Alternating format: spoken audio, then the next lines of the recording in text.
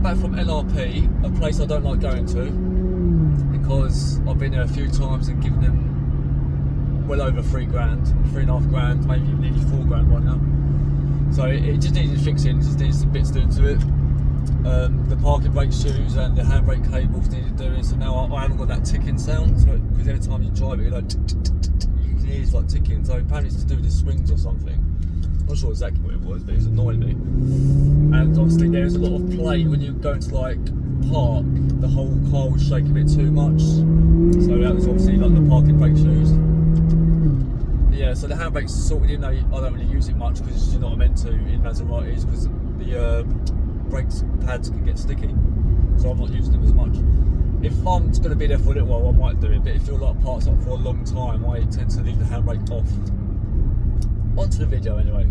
I've had enough of thinking about what else could go wrong with this car. I'll touch wood, nothing else. But yeah. So, are Maseratis, well this actually gets onto my next conversation really, are Maseratis worth it? Are they really a bargain Ferrari? And are they really a good buy? Are they cheap enough to buy and cheap enough to maintain? So basically, are they as cheap to run as they are cheap to buy? That is the question. Yes, they are very cheap to buy. Well, depends how you're looking at it. Obviously some people probably can't afford this car, but for 15 grand I got this for, so I mean that was a good deal. But they're usually about 20 grand for a car that's done 60,000 miles. Some have done about 40,000 miles. You can get it for like 20 grand. So that's the ballpark, really. That's the ballpark figure, about 20 grand. Seems quite, you know, oh, it seems quite nice actually. Like, oh yeah, I could get one. It's only 20 grand. But is it too good to be true? Yes, it is. And I'll say why.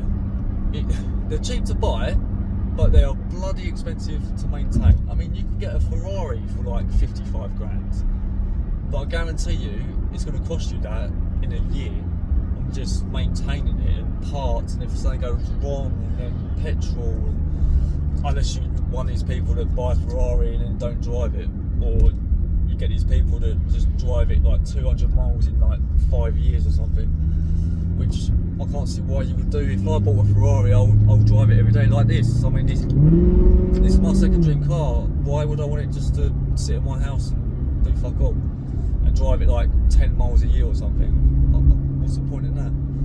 You've got to enjoy it, don't you? I mean, there's no point in buying a car and then not really driving it. I mean, that's the whole point of it. It's like buying a house and never living there. But yeah, anyway. So yes, they are bloody expensive, but are they like worth it? As in, I mean, what do you get for your money? A lot, actually. A fucking lot. Basically, you get the looks, the attention. You get so much attention. Every time I go out, everyone's like smiling, taking pictures, asking me to do selfies. Can I be in your car? Can I have a lift in your car? Can I go for a test drive? Nice car, mate. And then sometimes you get the haters anyway, but I just ignore them. And then you get kids that say, oh wow, look at that, is it a Ferrari, is it Lamborghini? And then you get people that are about 18, 19, like, oh, look at that, that's an expensive car. Obviously they're not now, because they've depreciated, but you look and you think, fucking hell, I mean, these were like about 100 grand or even 130 grand at one point.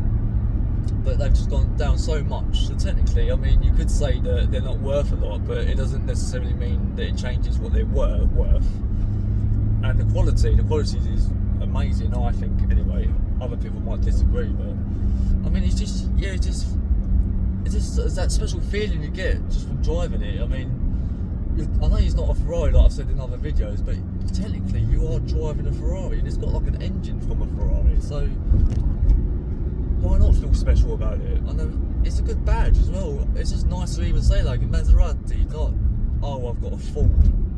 And that's it. You know, it's just got that nice sound. Like, Italians know how to name cars, don't they? It's just, you know, Ferrari, like Maserati, Lamborghini. It's always got that E at the end, isn't it? But yeah, I think they're just amazing cars. I mean, I can't really fault them, to be honest. So they are worth it. They are worth the money. They are so much car for the money, so much. That V8 sound, it's hilarious when you're driving around, and especially if you've done the X-Pipe like I have. It just vibrates with everything. It is an absolute animal. The power's there. It's just, it is one of the best cars. I know I haven't driven loads of cars, and there's probably better cars out there, but it's just one of my favourite cars. I mean, I've driven like high-end cars, and I prefer this. I know I'm being a bit, because it's my car, but I'm honest. I always do honest reviews. I'm not gonna I've done things I hate about this car. I mean, I could have just bullshitted, but I didn't.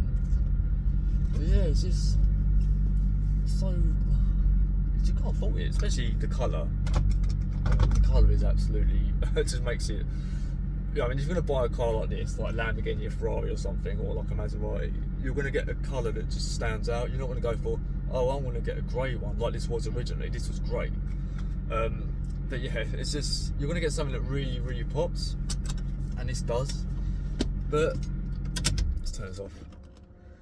But yeah, like I said, I can't really say a bad thing about it. Yes, they're a little bit unreliable, not really that badly compared to other cars, not much really. And it's just 15 or 20 grand, you can get a bargain Ferrari. I mean, how can you say no to that? Yes, they are expensive to run. It's mainly the petrol. I'll get like 14 miles to the gallon on average. Yes, you're going to be, I mean, if you drive it on the weekends, I mean, you're not going to be spending that much money anyway, but the parts are expensive. If something goes wrong, and I don't think you'll be doing a lot of maintenance. I mean, I've got loads of invoices, and there's not really much apart from like tyres and pads every now and then. But like the big things are usually about 60,000 miles like mine is. That's why mine's costing me a lot of money, because it all needs doing now. And once you've done it, you're good to go for fucking ages. I mean, you probably only have to ever do it one time, and then you'll probably get rid of it by the second time round. So, I mean, if you've got like a brand new one, it take about 50,000 miles, 60,000 miles before stuff goes wrong with it. By then you probably would have got rid of it. So back then you wouldn't get a lot of problems. But you've got to charge them up every now and then. I mean, I only charge mine up like once a week, and only for a couple of hours, because it says it's charged up. So there's no point in me keep on doing it. It's just I'm just like maintaining it. Because I drive it every day, I don't actually think I even need to charge it up. I think that's just a myth. A lot of people like complain about it. It's probably because they don't drive it. They like, oh, I haven't driven it for 2 weeks, it's gone dead and all this stuff. Well, it's because you haven't driven it in 2 weeks. I mean, even if you don't drive a car in 2 weeks, the battery starts going a bit flat. Not as badly as this, but still, But yeah, so the answer to like my topic and my question that I'm sort of like asking about is this car really worth it? Yes, it is definitely worth it. It gets so much attention. The looks they look better in person. In the pictures, sometimes I'm a bit not sure. Videos is like it's okay. Don't really like it from like the rear angle, but then when you look at it in person, I mean, it looks lovely. Like a lot better. A lot of cars look better in person. Like the Lamborghini Gallardo, my dream car. I wasn't keen on it actually. In the pictures, I didn't like it at all. And then I saw some videos, and I was like, that actually looks quite nice. And then obviously I've seen them in person before I drove one. And like, she was like, yeah, that is actually quite nice. And then when I drove it, I was like, yeah, this is definitely my dream car. But yeah, it's just, but this car is just, it's special. It's just the badges as well. They're just like, there's just chrome everywhere, and they're just, yeah. If you've got the money, I would get one. But just put some money aside. They're definitely worth it. That's definitely the case. And they are definitely expensive. The parts are hard to come by, even if you get a Ferrari. So Ferrari and Maserati is hard to come by now. Lamborghinis are a lot easier because of Audi and stuff. But you've got to sometimes order it, because a lot of my parts are not in the UK at all. There's none, like the door cable. I think there's something else that they had to get as well, and they had to get it from Italy. So the parts are expensive. A lot of times you've got to get stuff from Maserati. You can't just go on eBay and buy stuff, because a lot of times it's wrong. And then sometimes if you do things to it, it's just, you might throw some warning sign out or something, or just go ballistic, go, you're not part of Maserati or something, I know. But these cars just don't like to be tampered with or even though I've done a remap to it. So I would have thought that would have made it a bit shit. So, but hopefully at the moment, touch wood again, that it hasn't actually done that. So yes, they are expensive to run. The insurance is cheap. The tax it's okay. I think it's like £65 a month or £68 a month. What else? I mean, apart from that, I mean, they are quite reliable. It's just like I said, when you need something doing to it, they're not even that much actually. A lot of like you hear cars that are like Nissan GTRs. I'm not sure if this is true, but there's a common thing on them cars that cost like £20,000 or dollars rather, because it's in America. This car doesn't. It's not like that. If there's like a big thing to do, it's usually about £1,000 to like £1,500. They're like the biggest things. Obviously, if you go in and you get a shitty car and it's got loads wrong with it, you're gonna have big, amounts of money because you've got like 10 different things to do, and then it might cost you £5,000 or something, but it will never cost you like 20 grand, something stupid like that. But yeah, so like the most common problems is what I'm sorting out now. I mean, the alternator's about £1,000, then they've got to do the work, so under 1,500. The parking brake shoes needed doing the handbrake cable, so like 1,100, or then like the work, so it's like 1,400 and something. They're like the biggest things. I don't think there's anything else really that can go wrong that's more expensive to do. Maybe an oil leak, like the head gasket might be quite expensive, probably still be under 1,500. So yeah, it's not too bad. So for the money, I would say that these are more reliable than other cars, and I would rather have this than like a Nissan 370Z or something. It's probably like you get them for like the same price, but I would much rather have this than that, and they're probably just as reliable. Obviously, it can be more expensive to get the parts, but yeah, it's the quality holds up really nicely. So they don't really have to do anything inside. The outside's nice. It's just the electrical little gremlins that happen. But a lot of times, if a light comes on, just ignore it and reset it. Again, you need to reset it by Maserati or go to a dealer that's actually got one. I mean, I did get a diagnostic that they did actually do it, but they couldn't get rid of like the warning light that keeps coming up. They got rid of it for a little while, but then it came back. But yeah, so yes, they are worth it, and they are worth the money. It's just be mindful because they are a little bit expensive to run, but they're not as expensive to run, obviously, as a Ferrari, and they're not as expensive to run as what you may think. It's just the petrol.